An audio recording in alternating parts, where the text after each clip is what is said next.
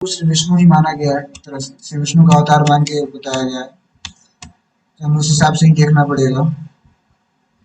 फिर इसे जो है स्वयं श्री भगवान ने इसके महात्म्य का वर्णन किया है। इस गीता शास्त्र में मनुष्य मात्र का अधिकार है, चाहे वो किसी भी वर्ण आश्रम में, ये सब इसमें सबका अधिकार है, सभी इसे पढ़ सकते हैं।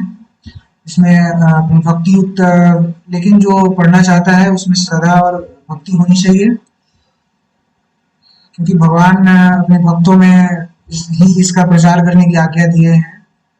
इसको किसी हम अयोग्य व्यक्ति को गीता देना एक तरह से अधर्म है, तो इससे योग्यों में ही गीता का प्रचार करने की भगवान की अनुमति है, हमें भगवान ने हमें अनुमति दी है। और इस गीता को के पाठ करने से अपने अपने स्वाभाविक कर्मों द्वारा मनुष्य परम सिद्धि को प्राप्त होते हैं। इस गीता को के पाठ करने से और इसका चिंतन करने से, इसको जीवन में सही तरीके से उतारने से भगवत प्राप्ति होती है। तो इस तरह से लोग डर के मारे अपने बच्चों को गीता जी नहीं पढ़ाते हैं कि वो साधु बन जाएगा, बस ये गलत सेंस है। ये पढ़ना चाहिए, ये प्राणी मात्र को जीवन जीने की सही कला सिखाती है। इससे हमारे जीवन में सही दिशा और दशा मिलती है, हमें पता चलता है कि किन चीज़ों को ग्रहण करना चाहिए, कौन चीज़ें ग्राह्य है, कौन चीज़ें ग्रहण योग्य नहीं है, हमारा धर्म क्या होना चाहिए, हमारा कर्तव्य क्या होना चाहिए। इसकी अगर सही जानकारी चाहिए तो आपको श्रीमद् भगवद गीता पढ़ना पड़ेगा। अब वास्तव में होता क्या है? वास्तव में होता ये है कि हम भौतिकता को ही जो है वो सब कुछ सत्य समझ लेते हैं, उसके हिसाब से ही हम आचरण करते हैं। अगर कुछ नहीं हुआ, जैसे कि हम पढ़ाई कर रहे हैं, जैसे कोई पढ़ाई कर रहा है, वो चाहता है नौकरी लगे, नहीं लगा, खुदकुशी कर लिया, आत्महत्या कर लिया, ये सब गलत चीज है। ये किस ज्ञान के अभाव के कारण उसको ये हुआ? गीता के अभाव के कारण, क्योंकि उसने देह भाव को ही सत्य मान लिया था, ये संसार को ही सत्य मान लिया था। वो जानता है कि भगवान की प्राप्ति मनुष्य का प्रथम लक्ष्य है, और जो व्यक्ति का, और यही भगवान की प्राप्ति ही परम लक्ष्य है, और यही सत्य है, वास्तविक सत्य ईश्वर है। और जो हम संसार में काम कर रहे हैं, ये कर्म फलों के अधीन है। जो भी कर रहे हैं यहाँ पर भौतिकता में जो भी है, ये कर्म फलों के अधीन है। जैसा आप कर्म करोगे वैसा फल मिलेगा, और प्रारब्ध भी है, इसमें कर्म फल भी होता है, प्रारब्ध भी होता है, सब मिलजुल के इसका हिसाब होता है। ये सब चीजों से अलग भगवान है, तो हमें थोड़ा सा सांसारिक चीजों के लिए, अगर हम सत्य मान के अपना शरीर का नाश करते हैं या कुछ कर लेते हैं इधर उधर का घटना, तो ये सही नहीं है। तो हमारा पूरा फोकस जो है भगवद गीता में होनी चाहिए।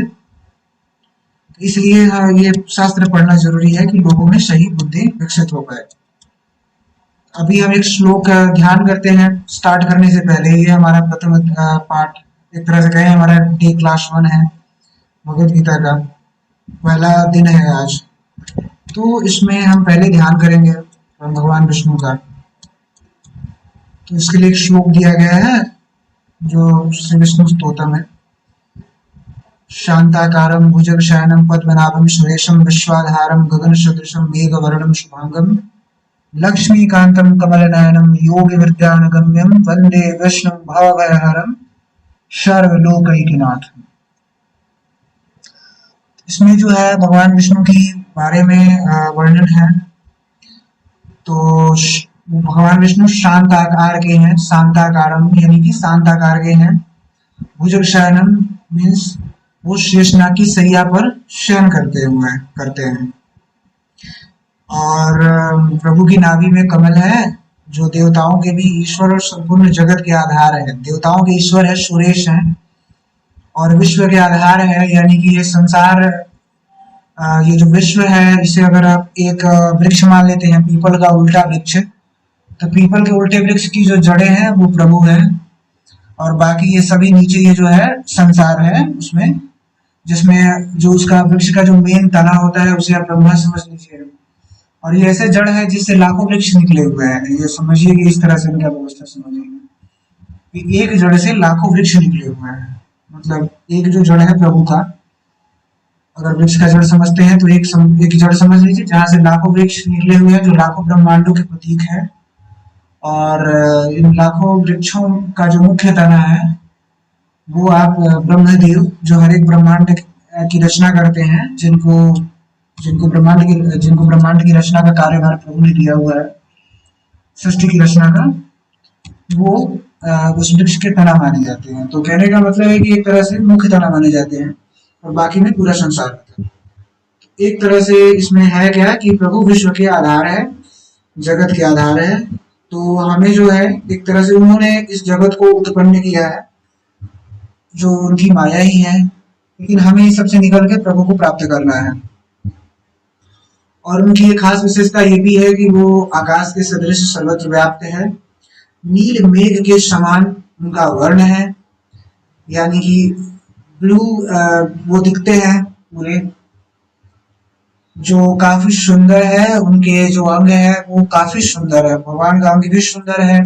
अधरम मधुरम, उनकी मधुर भी सुंदर है, मधुर है। अधर यानी कि अधर भी उनका सुंदर है, उनकी वाणी भी सुंदर है, उनका हर कुछ सुंदर है, जो कुछ भी है उनका सब कुछ सुंदर है। ठीक है, वो जो लीला करते हैं वो सुंदर है, उनकी हर चीज बहुत ही सुंदर है, वो भी सुंदर है। तो ये है उनकी वर्णन। और योगी जन क्या करते हैं, प्रभु को ध्यान करके उन्हें प्राप्त करते हैं। वे संपूर्ण लोगों के स्वामी हैं, जन्म मरण रूप भय का नाश करते हैं, यानी कि जो उनकी शरण में चला जाता है वो लोगों को मोक्ष प्रदान करते हैं, यानी जन्मने और मरने की भावना से मुक्त करते हैं, जन्मे और मरने की पीड़ा से हमें मुक्त करते हैं और अपने नित्य धाम में हमें स्थान प्रदान करते हैं। नित्य धाम में हमें वास मिलता है वैकुंठ धाम में। और वो लक्ष्मीपति है, कमल नेत्र भगवान है, कमल नेत्र भी है, कमल के समान उनके नयन है और उन्हें हम सभी प्रणाम करते हैं। ये श्लोक का अर्थ हुआ। जय हो। अब हम आएंगे दूसरा श्लोक में अपने। यं ब्रह्मा वरुणेन्द्र रुद्र मरुतः स्तुन्वन्ति दिव्यैस्तैवैर्वेदैः साङ्गपदक्रमोपनिषदैः गायन्ति यं सामगाः ध्यानावस्थित तद्तेन मनसा पश्यन्ति यं योगिनो यस्यान्तं न विदुः सुरासुरगणा देवाय तस्मै नमः। तो इसका अर्थ ये हुआ कि ब्रह्मा वरुण इंद्र रुद्र मरुतगण, जो सभी दिव्य देव देवताएं हैं, जो देव तत्व है। और एक तरह से हम इन्हें देखें तो ये देव तत्व भी है और ये सब लोकपाल है। ये लोकपाल है जिन्हें प्रभु ने संसार के संचालन के लिए जिनको दायित्व दिया हुआ है। इन लोकपाल में, और ये जो लोकपाल है इनका काम होता है सृष्टि बनाना, पालन करना और विनाश करना। और उनके ये तीन प्रमुख लोकपाल होते हैं, ब्रह्मा विष्णु महेश, तीन प्रमुख लोकपाल है। हालांकि यहाँ पर श्री विष्णु को दिया गया है, लेकिन ये श्री कृष्ण जी के लिए है वैसे ये। और श्री कृष्ण जी ने जो स्वयं के समान जो स्वरूप है वो श्री विष्णु का स्वरूप भगवान कृष्ण के समान ही है। इसलिए लोगों में कंफ्यूजन है, इस गीता लिखने वाले ने वैसे कर दिया है, श्री विष्णु समझ दिया है, बट जो भी हो है वो श्री कृष्ण। तो उन्होंने ब्रह्मा विष्णु महेश इन तीनों को अपना कार्यभार दिया हुआ है। विष्णु उन्हीं के समान है, उन्हीं की तरह है, इसलिए उनमें कोई भेद नहीं है एक तरह से। बाकी ये लोग तो, बाकी इनके अलावा जो है ये सब देव तत्व है, जो है तत्व उन्हीं के एक तरह से, लेकिन फिर भी ये अलग है। ये उनकी सेवा करते हैं, जिसमें आते हैं ब्रह्मा, वरुण है, वरुण देवता है, और इंद्र है, रुद्र यानी कि शिव जी है, मरुदगण है। सभी दिव्य स्त्रोतों के द्वारा प्रभु की आराधना करते हैं। शाम वेद के गाने वाले अंग पद क्रम और उपनिषदों के सहित वेदों द्वारा जिनका गान करते हैं वे सभी। योगी जन जो है ध्यान में स्थित, ध्यान में प्रभु को स्थित करते हुए मन से दर्शन करते हैं। और प्रभु से उत्पन्न सभी है, एक तरह से इनसे ही सभी उत्पन्न है, प्रभु से ही सभी निकले हैं। लेकिन the main thing is what, लेकिन मेन चीज ये है कि कोई भी इनके अंत को नहीं जानता। उस भगवान को हम नमस्कार करते हैं, उस परमेश्वर को हम नमस्कार करते हैं। इसके बाद है हमारे पास वसुदेव सुतम देवम कंस चारुमर्दनम देवकी परमानंदम कृष्णे वंदन जगत गुरु। अर्थात श्री भगवान जो है कंस और चारुण का वध करने वाले हैं, देवकी के आनंदवर्धन हैं, और वसुदेव जी के पुत्र हैं, देवकी माता के पुत्र हैं, जगत गुरु है, और हम श्री कृष्ण की वंदना करते हैं, हम उनकी शरण में जाते हैं। अभी जो है हमारे पास ये श्रीमद् भगवत गीता का एक तरह से महिमा है कि क्या महिमा है भगवत गीता की, उसके बारे में हम यहाँ पर जानेंगे कि भगवत गीता की महिमा क्या है। तो ये संस्कृत श्लोक पढ़ूं तो मैं समय लग जाएगा, बड़ा श्लोक है, इसलिए हम सीधा इसका अर्थ देखते हैं। गीता की महिमा में कहा गया है, जो चीजें बताई हुई हैं इसको हम नेक्स्ट वीडियो में कवर करेंगे, इसमें ये थोड़ा ज्यादा हो जाएगा। आप लोगों का बहुत बहुत धन्यवाद, हमारे चैनल को देखिए और सनातन को समृद्ध सुसंस्कृत और फिर से पूरे विश्व में व्याप्त करने के लिए आप सभी हमारा सहयोग करिए, हमारे चैनल को सब्सक्राइब करिए, लाइक करिए, शेयर करिए। आप सभी का बहुत बहुत धन्यवाद। हरे कृष्णा।